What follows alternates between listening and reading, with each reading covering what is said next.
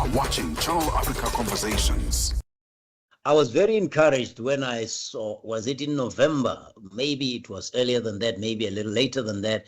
President Ramaphosa going to lengths to assure Nigeria that he will prioritize the ease of travel between the two countries. And I'm picking on those two countries because Nigeria is one of the most undertapped, underutilized or underexploited tourism market.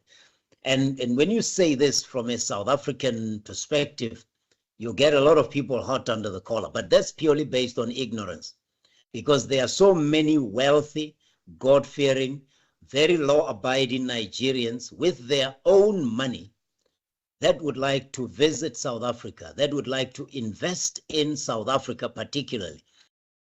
Hello and welcome to Channel Africa Conversations, where we explore the stories, the ideas and opportunities that are shaping our continent. I'm your host, Peter Ndoro.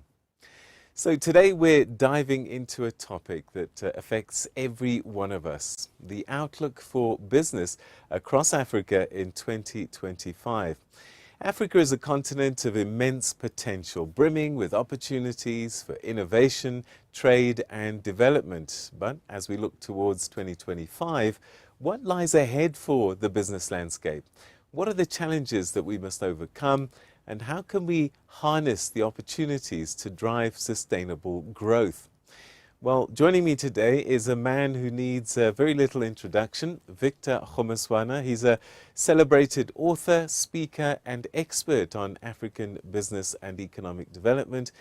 He's the author of an acclaimed book, Africa is Open for Business, and is a regular commentator on issues shaping the African continent. And his deep insights and passion for unlocking Africa's potential, he's probably the best person to help us unpack what lies ahead for business on the continent in 2025. Victor, always good to talk to you. Thanks so much indeed for joining us on Channel Africa Conversations.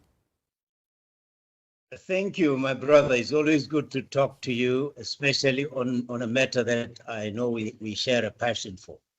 For sure. So we're going to get into specific sectors and areas, but I just wonder, overall, what do you see as the trajectory for business in Africa for 2025? I'm an optimist when it comes to Africa, and provided we can keep our sovereign risk manageable, because investors like that certainty. By that, I'm talking about countries like Mozambique, giving investors the jitters with that post-election violence.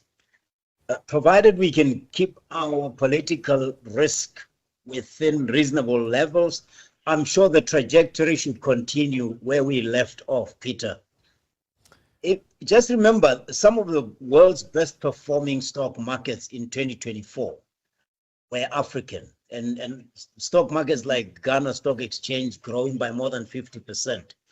Nigeria, Tunisia, Zambia, I think, so many, at least 10 stock markets in Africa grew by more than 20%. And as I say, with the Ghanaian stock market growing by more than 50%. So I think the trajectory is good. Secondly, there is an increasing move towards multilateralism, which started a while ago, but the BRICS plus, the BRICS nations, as you know, now include African countries, not just South Africa. You have you have Ethiopia there. I think you have Algeria joining the fray, and of late, even Uganda is going to be there. So the multilateralism I talk about because it at least relieves Africa of the pressure to either be pro-West or pro-East.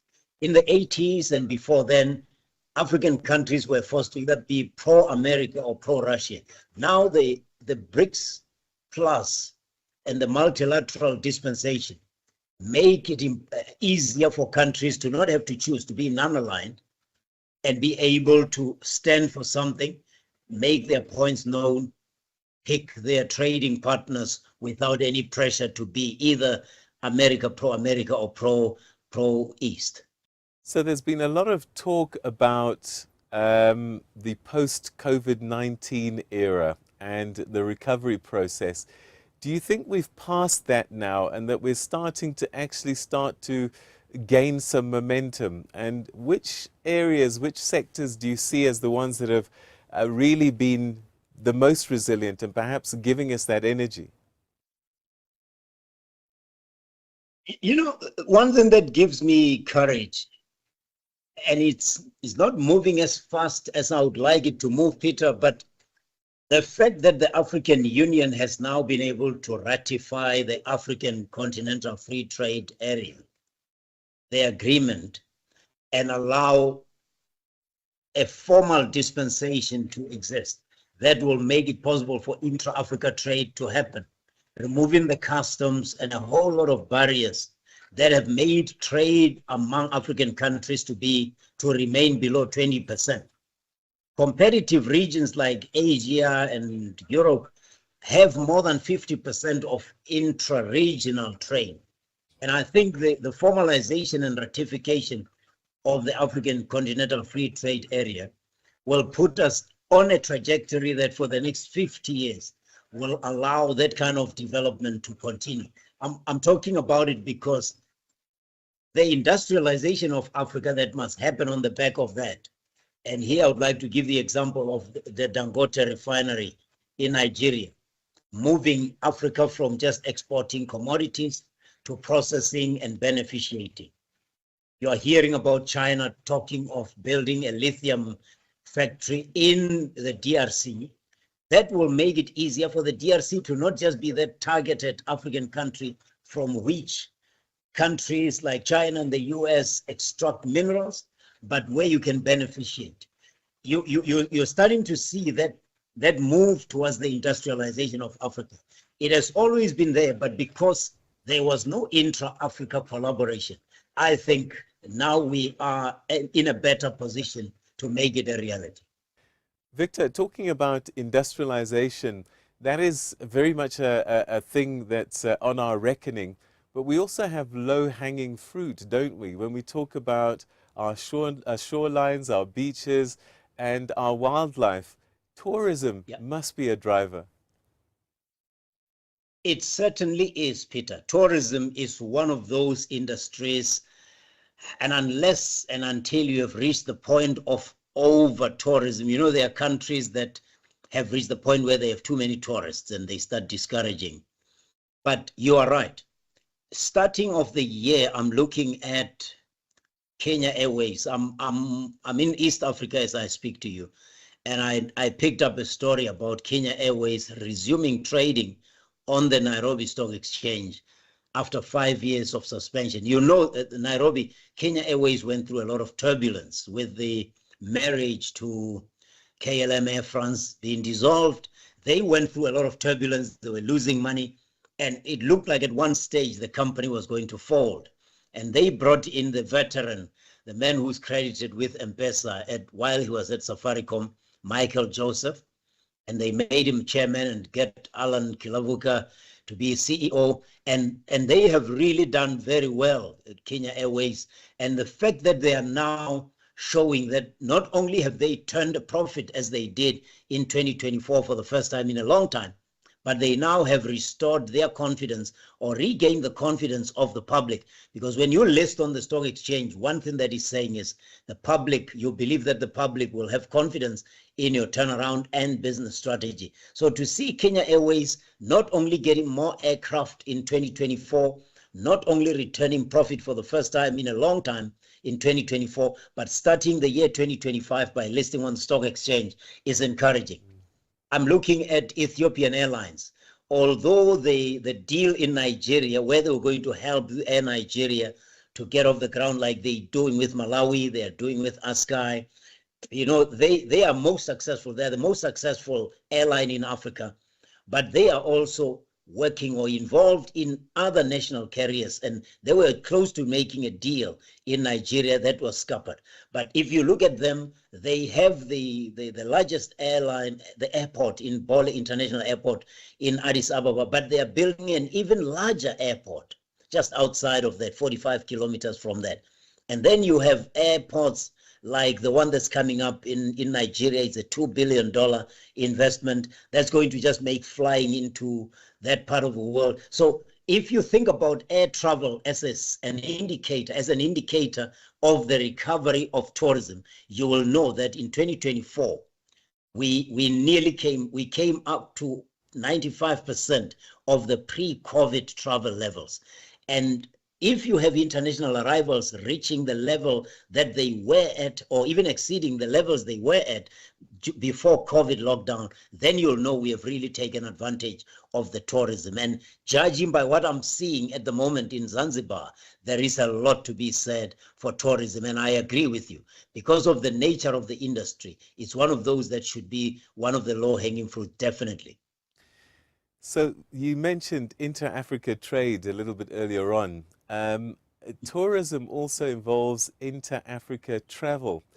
And I'm not convinced yet that Africans travel and do holidays on the continent as much as we can. And this perhaps is an area that we really need to move forward as we talk about this free trade arrangement, that people can travel easily between countries, and maybe a job for the politicians to sort out. Yeah, I was very encouraged, Peter, you're spot on.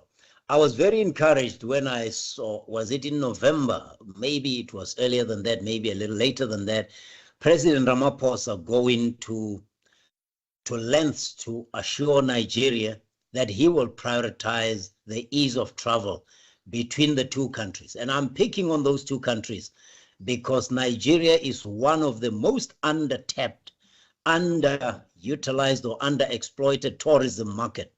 And when you say this from a South African perspective, you get a lot of people hot under the collar, but that's purely based on ignorance because there are so many wealthy, God-fearing, very law-abiding Nigerians with their own money that would like to visit South Africa, that would like to invest in South Africa particularly.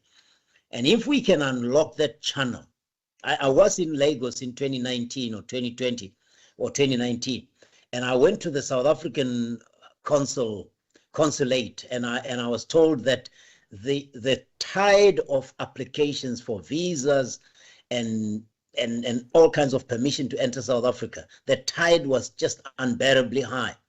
And unfortunately, the rate at which they were being approved was not satisfactory. So yes, you can't have intra-Africa trade without the movement of goods and movement of people across borders. I am beginning to see a lot more relaxation of being able to arrive, at least within SADC.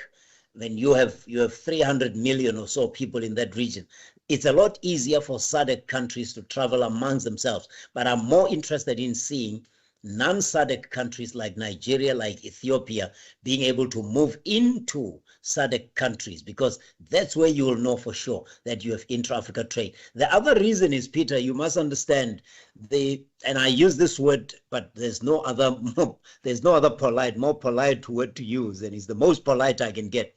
There is a level of small-mindedness among African governments. They prioritize visa application fees. They prioritize those fees that people pay when they cross their border. But unfortunately, they overlook the fact that if you charge me $30 or $50 to get into your country, versus allowing me to get into your country visa-free, and I stay a lot more in your hotels, I visit your villages and your stalls more, I buy more curios and artifacts, I buy from restaurants, I tip locals. You will make more money from letting me get into your country visa-free. But unfortunately, it's still that mentality. And also, the other thing, more than just moving across borders, Peter, it's African countries lowering those non-tariff barriers that we have to do in trade. Things like corruption. You know, I've been driving around Zanzibar for the past 7-8 days, and every time you travel, you get to a roadblock, and nobody checks the vehicle. Nobody checks anything, but you can see these people are sort of doing trade with one another. Those non-tariff barriers that just make travel unpredictable and unnecessarily expensive must also be dealt with over and above getting people to move across borders with more ease. They talk about this new scramble for Africa, where we see the West, traditionally the colonial powers, fighting for influence on the continent with Russia, with China. And I just wonder if this political interest and conversation is translating into real business for businesses. Not only Russia, US and China, Peter, even the fight between, that's what fascinates me most. The battle for Africa between France and the UK. When you look at how fierce the battle has been, Emmanuel Macron, since he became president, he has upped his ante. He has just tried so hard to build relationships between France and Africa, and he succeeded to a very large extent. If you recall, when he became president, France, just for illustration, France and Rwanda were at each other's throats. They were threatening to take each other to court. France was saying, we will charge Rwanda for the murder of the French crew that were flying the Burundi and Rwandan president in 1994 when that plane was shot and started the genocide.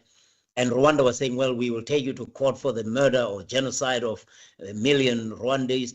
And since then, there's been so much reconciliatory relationship between those two countries, to the extent, as you know, La Francophonie, which is the French Commonwealth, had a Secretary General who was the former ambassador of Rwanda to the UK. Now, to move from where Rwanda was so fiercely opposed to France to where it looks like now they are moving closer to one another tells you not only about the diplomacy of Rwanda, but it tells you about the diplomacy of France. You remember in Mozambique, even, we talk about Cabo Delgado, people look at it as an Al-Shabaab, Al-Qaeda dimension, but it's actually about the interests of the French. Total Energies is heavily invested in that area.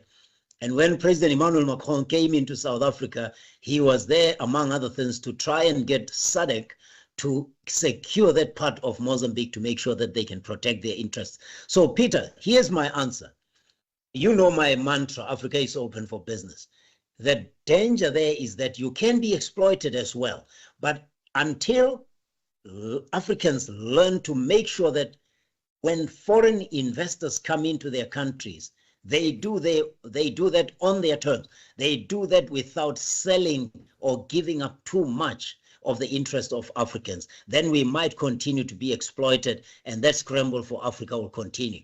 But the scramble for Africa is good if, when there's a scramble for investors, African countries use that choice they have to be able to strike better deals for themselves. Here I'm talking about resource nationalism, where you start negotiating better deals, that you don't give people mineral rights without making sure that they invest in the beneficiation. Because when you have a competitive landscape, people wanting to extract your minerals, then you can put them across the table and say, let's negotiate. Who's going to give me better beneficiation? Who's going to industrialize? Who's going to help me take my platinum and make autocatalytic converters? Who's going to make me take my lithium or my cobalt and create rechargeable batteries and build those microprocessors? At the moment, we have been exploited without adding any value. So I think the second scramble, if there's anything good about it, is if the African leaders can negotiate better deals. And they won't do that until the African Union starts developing a framework for industrialization of Africa, particularly ensuring that the deals suit African interests better. We know that our continent is awash with innovation, creativity, and coming up with really novel ideas to solve problems on the continent that the rest of the world actually marvel. You know, one always talks about things like M-Pesa. I wonder if we are moving fast enough in terms of technology to be able to embrace this new order. No, we are not. And although there are all kinds of unicorns, the fintech companies that are owned and run by Africans, you know, you go to Lagos, you find people like Tayo Aviosu, who started a company called Paga.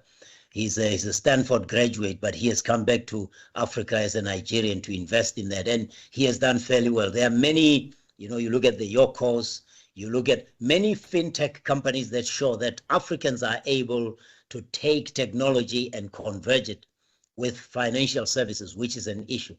I don't think we are moving fast enough because I'm not happy that we still depend too much on Silicon Valley. What do I mean by that?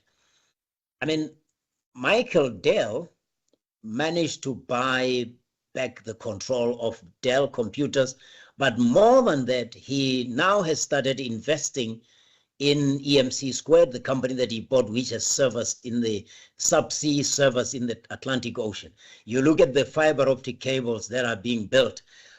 I'm not feeling that Africa is preparing itself, especially for storage. If you have looked at the cost of your storage, Peter, whether it's on Microsoft OneDrive or iTunes, anything that uses cloud computing, you'll realize that you're always going to be paying more and more to be able to keep your photos, your music, your memories, and all the documents. There's going to be more and more. So although we are investing in technology, in software engineering, in network engineering, I don't think we are investing enough in storage that we can say we can't have the servers in the Atlantic owned by Silicon Valley, and we can't have our data, our records for home affairs and all that belonging to Google or belonging to American companies. Because as you can see with presidents like Donald Trump, he comes into office and he becomes very hostile towards Africa. It really create a serious problem, a serious cyber crisis for African countries. So I'm not sure that we are moving fast enough. And I'm also not sure that we are investing enough in education, STEM education, to make sure that our young people take to programming, take coding as a subject, as a regular subject, like you and I used to do, or writing as a subject when we started school. They talk about small business, small, medium-sized enterprises being the ones that are going to generate the most jobs. But what they will tell you is that one of their biggest challenges is access to finance. Is that something that we're addressing that will have a better outlook in 2025? That's where we can learn from Ethiopians, Peter, because I'll use an anecdote. When Ethiopians under Prime Minister, the late Prime Minister Meles Zenawi, wanted to build the Grand Ethiopian Renaissance Dam, it was a $4-5 billion dam, right? And the World Bank and all those Bretton Woods institutes said you didn't do your environmental impact assessment.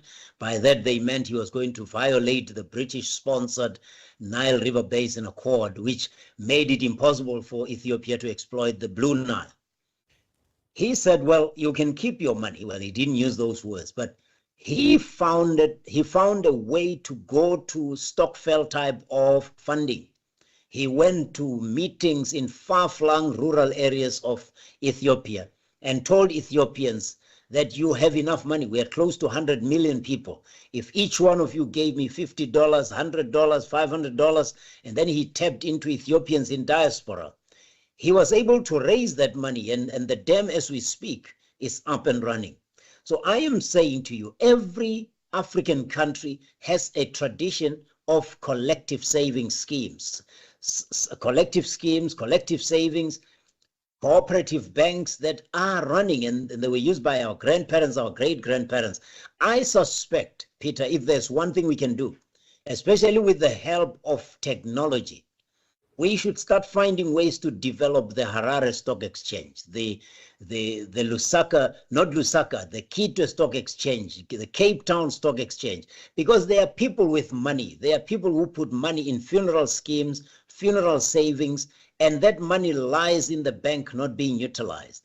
I suspect the solution is not going to come from anything other than learning to use those stock files, those collective savings schemes, to create ways to finance businesses that are owned by Africans, especially the small, micro, and medium enterprises.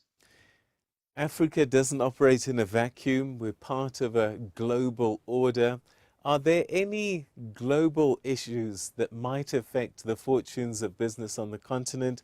We talk about rising interest rates, inflation, that's often imported. What does African business need to negotiate and overcome to thrive in 2025 and 2025? Okay, I don't think we can overcome it in 1 year. Is the mindset of helplessness. Africa has all it needs, Peter. I'm saying this without reservation. Africa and Africans, we have everything we need within ourselves. The problem when you mention global, people think America, they think London, they think Paris, now they think China, because we are too much at the mercy of the global exchange rates, the dollar exchange rate. And the reason for that is, among other things, we are exporting commodities too much and we're not industrializing. And there's no reason, there's no valid reason anybody can give me why we are not beneficiating. There's no reason whatsoever that can convince me. It's just that we have not learned to be assertive enough. And until we learn to add more value to the commodities we have, Peter, we will remain open and vulnerable to the vagaries of foreign exchange rates, which we have no control over. For example, South Africa has gold underground. Zambia has gold. Zimbabwe has gold. But those gold ores are subject to what is happening in London, where the gold reserves, the gold that is being stored in the Bank of London. Our fortunes with the resources underground depend on what London decides to do. There was a time where the Bank of London threatened to sell the gold they have in reserves, and the gold price just tanked. They didn't even sell, they just made a threat. My point here is, until and unless we learn to depend on our own fortunes and make our own fortune by beneficiating the resources, we will remain open. Nigeria has a lot of crude oil, but it gets to suffer when the Brent crude oil changes, or Chicago, whatever. There's no need. Dangote built this refinery, and who has been frustrating him? The federal government of Nigeria, by not creating this dispensation that allows him to be able to source crude oil in Nigeria and sell it. He has started even exporting to Cameroon, to South Africa, because he can't get the legislative framework or the policy framework in Nigeria right. That has to stop. So that's why I'm saying we can't solve it in 1 year. But I'm desperate for Africans to understand that all they need, we have within ourselves and amongst ourselves. We overcome that obstacle, Peter, we are home and dry. And perhaps to wrap up this conversation, what advice would you have for African entrepreneurs, businessmen who might be wanting to grow their businesses in 2025? What you started with, Peter, travel to other African countries. I'm in Zanzibar right now. I met Canadians, I met Spaniards, I was in Jambiani Beach. I met a Polish businessman who owns already 7 hotels.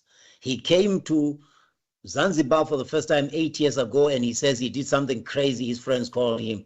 He bought a house on his first visit to Zanzibar. Because to get property here, you can get not just property, you can hold a whole island. So I would say to African business people, no matter how small you are, start traveling. If you're South African, travel into Eswatini, travel into Botswana, travel into Zimbabwe. It's scary how many opportunities you will find across the border. And because of the African Continental Free Trade Area having been ratified, you are likely to benefit from and ride the way of the removal of customs and all kinds of import obstacles, and you will see your business growing by doing business with other African countries. Travel to other African countries. Make it a habit. Victor, I always love your glass half full perspective on our continent. Thanks so much indeed for your insights, and we look forward to chatting to you again soon. Thanks, my brother. Have a good one. Thank you. That's author and African business expert Victor Kgomoeswana giving us his thoughts about the African business story for 2025, and he's optimistic. If we do the right things, we certainly can and should thrive. All right, so that's how we come to the end of today's edition of Channel Africa Conversations. Let's do it again soon. Before I disappear, though, a reminder, we love to hear from you and we'd love to get your thoughts on what you've seen and also the kinds of conversations that you'd like us to have and with whom. And you can do that in the comment section on the channel right now, and also comment on our social media pages, and I think those addresses are on your screen as I speak. So please connect with us, talk to us, let's continue to have these conversations that hopefully will shape the Africa that we want. Until the next time, goodbye.